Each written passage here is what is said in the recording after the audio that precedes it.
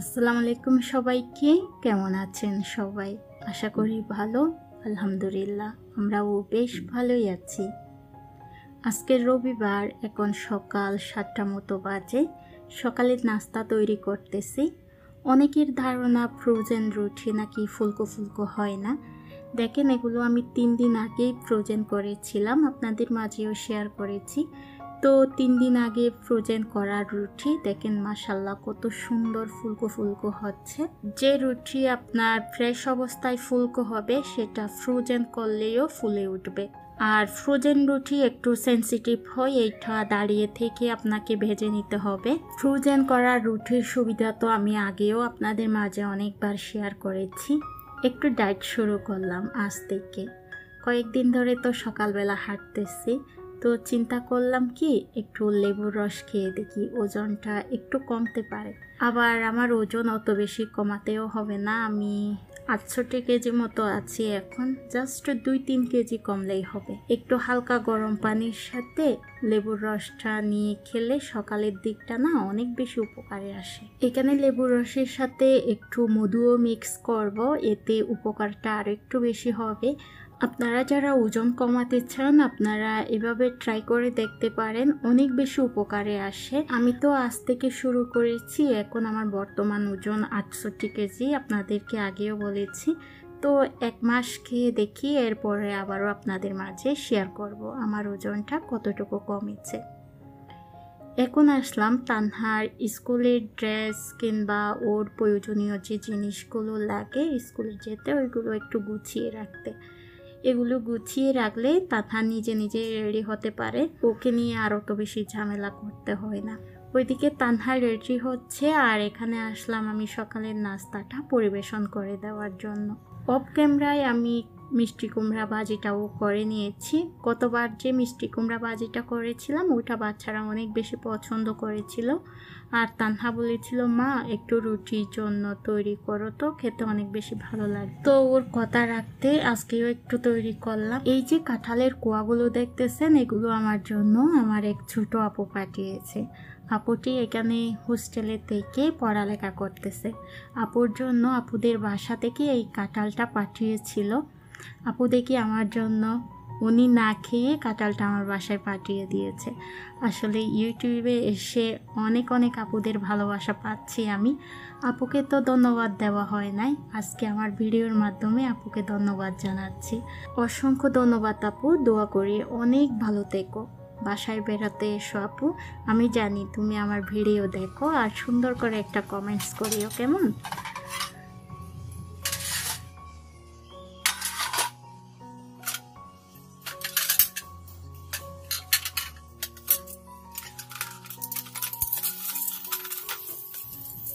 গত ভিডিওতে এক আপু জিজ্ঞেস করেছিল এই জুড়ির নিচে কোনো ট্রে আছে কিনা। না আপু, এটাতে কোনো ট্রে নেই। আপু আপনার জন্য ডিটেলসে জুড়িটা একটু দেখিয়ে দিলাম, আশা করি আপনি বুঝতে পেরেছেন। এখন আসলাম আমার বেডরুমটা গুছিয়ে নেওয়ার জন্য। আজকে বেডরুমের চাদরটা একটু চেঞ্জ করব, তাই ওয়ার্ড্রোব থেকে একটা পরিষ্কার বিছনার চাদর বের করে নিলাম। আর চটপট এখন বাসাটা গুছিয়ে রান্নাঘরে গিয়ে রান্নাটাও করে নিতে হবে। তানহাকে তো তানহার বাবা সকালে স্কুলে নিয়ে গিয়েছে, আমাকে আনতে যেতে হবে। তার উপর আজকে তাহাকেও সাথে করে নিয়ে যেতে হবে। আমার দেবর গিয়েছে ভার্সিটিতে, যেদিন ওর ভার্সিটিতে ক্লাস থাকে আর কি, ওই দিন তাহাকেও আমার সাথে করে নিয়ে যেতে হয়, কারণ বাসায় রাখার মতো কেউ থাকে না। এদিকে বিছনার চাদরটাও চেঞ্জ করা হয়ে গিয়েছে। আমার অনেক আপুরাই আমাকে কমেন্টস করেন কিভাবে বাসাটা ধুলাবালি মুক্ত রাখি, এ ধরনের কোনো টিপস আপনাদের সাথে শেয়ার করার জন্য। আসলে আপুরা এই ধরনের কোনো টিপস আমারও জানা নেই, তবে আমি একটা টিপস অ্যাপ্লাই করি, সেটা আজকে আপনাদের মাঝে শেয়ার করব। যখন আমি আমার বেডরুমে থাকি না, তখন যেটা করি, বেডরুমের ব্যালকনির গ্লাসটা খোলাই থাকে, তবে পর্দাগুলো আমি লাগিয়ে দিই।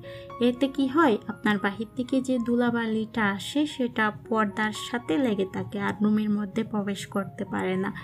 আর যখন ঘর গোছাই, ঘর পরিষ্কার করি, তখন চেষ্টা করি একেবারে টিপটপ পরিপাটি করে ঘরটা গোছানোর জন্য। আসলে পরিষ্কার পরিচ্ছন্ন করে কাজ করি বলেই আপনাদের কাছে আমার কাজগুলো এতটা গোছানো আর পরিপাটি মনে হয়। আপনাদের কাছ থেকে আমি প্রায় সময় এই কমেন্টসটাই বেশি পাই, আপু আপনার কাজগুলো অনেক সুন্দর, পরিপাটি, গোছানো। আর আপনাদের সুন্দর সুন্দর কমেন্টসগুলোই আমাকে অনুপ্রাণিত করে প্রতিনিয়ত সুন্দর সুন্দর কাজ করে আপনাদের মাঝে প্রেজেন্ট করতে। গল্প করতেছি, সেই সাথে সংসারের কাজগুলোও করে নিচ্ছি। আপনাদের ভাইয়া কিছুক্ষণ আগে এই মাছটা আমাকে দিয়ে গিয়েছে। মাছটা একেবারে কেটে নিয়ে এসেছে উনি বাহির থেকে। এখন মাছটা ধুয়ে কিছু মাছ আমি ফ্রিজে তুলে রেখেছি, আর কিছু মাছ লবণ আর লেবু পানিতে ভিজিয়ে রেখেছি 5-10 মিনিটের জন্য। জানেন, অনেকে মাছ ক্লিন করতে চায় না, শুধুমাত্র হাতে মাছের গন্ধটা থেকে যায় বলে। একটু সাবান পানিতে হাত ভালো করে ক্লিন করে এরপরে লেবুর রস দিয়ে একটু ভালোভাবে ধুয়ে নেবেন। এতে করে দেখবেন আপনার হাত খুব সুন্দরভাবে ক্লিন হয়ে যাবে, হাতের মধ্যে আর মাছের গন্ধ থাকবে না। এদিকে চুলাটা একটু ক্লিন করে নিচ্ছি, এখন রান্না বসাবো। প্রতিবার রান্নার আগে চুলাটা এভাবে একটু ক্লিন করে নিই।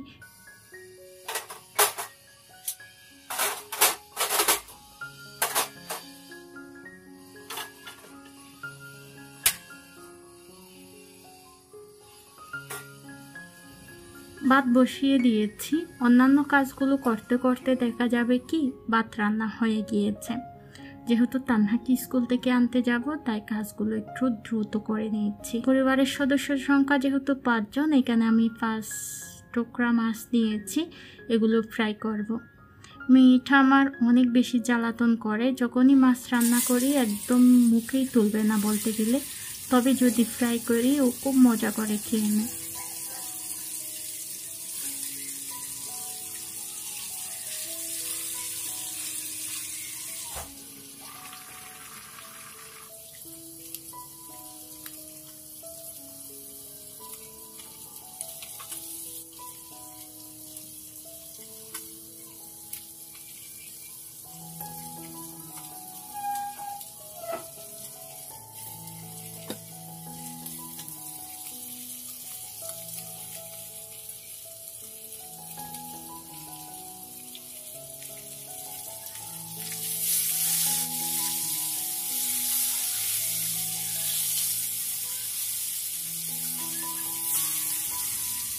একটু পেঁয়াজও অ্যাড করেছি, সেই সাথে ধনিয়া পাতা দিয়ে মাছটা একেবারে ক্রিস্পি করে ভেজেছি।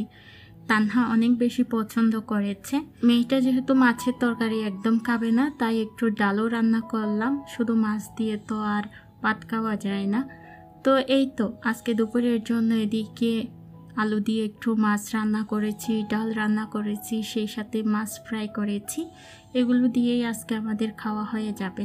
সব কিছু ডেকে রেখে দিলাম, আর এদিকে রান্নাঘরটাও খুব সুন্দর করে ক্লিন করে নিয়েছি। চলুন এবার যাই তানহাকে স্কুল থেকে আনতে। আজকে তানহাকে স্কুল থেকে আনতে গিয়ে একটু কষ্ট হয়েছে, কারণ প্রচুর বৃষ্টি হচ্ছে আমাদের চট্টগ্রামে।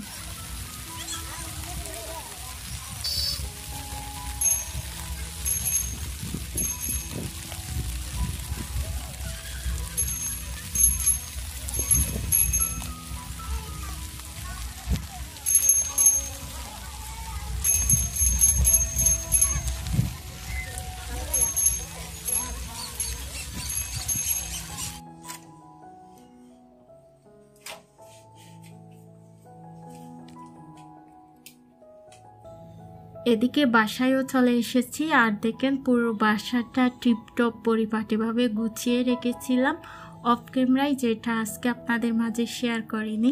এখন তানহাকে ফ্রেশ করে দেব, তাহাকে ফ্রেশ করে দেব, এরপর ওদেরকে কিছু খেতে দিয়ে আমি চলে যাব গোসল করতে। আজকে যেহেতু মাছ ক্লিন করেছি, শাওয়ার তো আমাকে নিতেই হবে।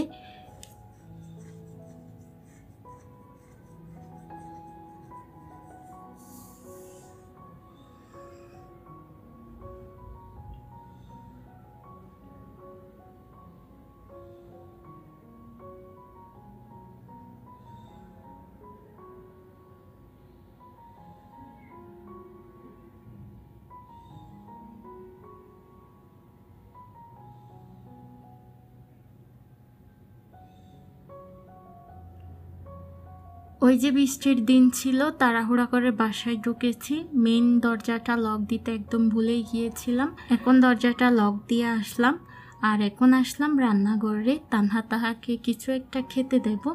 তো বাসায় আম ছিল, বাচ্চাদেরকে না এখন প্রতিদিন আম খাওয়া হচ্ছে, এটা সিজনালি ফল, তো চেষ্টা করতেছি প্রতিদিন আম দিতে। কিছুদিন পর তো আর পাওয়াও যাবে না। মাশাল্লাহ, দেখি আমার বাচ্চারাও খুব সুন্দর এটা পছন্দ করতেছে। তো বাচ্চারা যেটা পছন্দ করে দেখবেন এটা একটু কেটে ওদেরকে দিতেও ভালো লাগে। এখন ওদেরকে খেতে দেব, সেই সাথে আপনাদের কাছ থেকেও বিদায় নিয়ে নেব। জানি না আজকে ভিডিওটা আপনাদের কাছে কেমন লেগেছে। যদি ভালো লাগে প্লিজ ভিডিওতে একটা লাইক দিয়ে দেবেন, কমেন্টস করে জানাবেন ভিডিওর ভালো এবং মন্দ দিক। আর আপনি যদি নতুন হয়ে থাকেন, আজকে প্রথম আমার চ্যানেলটা ভিজিট করতেছেন, আমার ভিডিওগুলো ভালো লাগলে চ্যানেলটি সাবস্ক্রাইব করে আমার চ্যানেলের পাশে থাকবেন। আজকের মতো বিদায় নিচ্ছি, দেখা হবে খুব শীঘ্রই নতুন একটা ভিডিও নিয়ে। ভালো থাকবেন সবাই, ধন্যবাদ সবাইকে। আসসালামু আলাইকুম, আল্লাহ হাফেজ।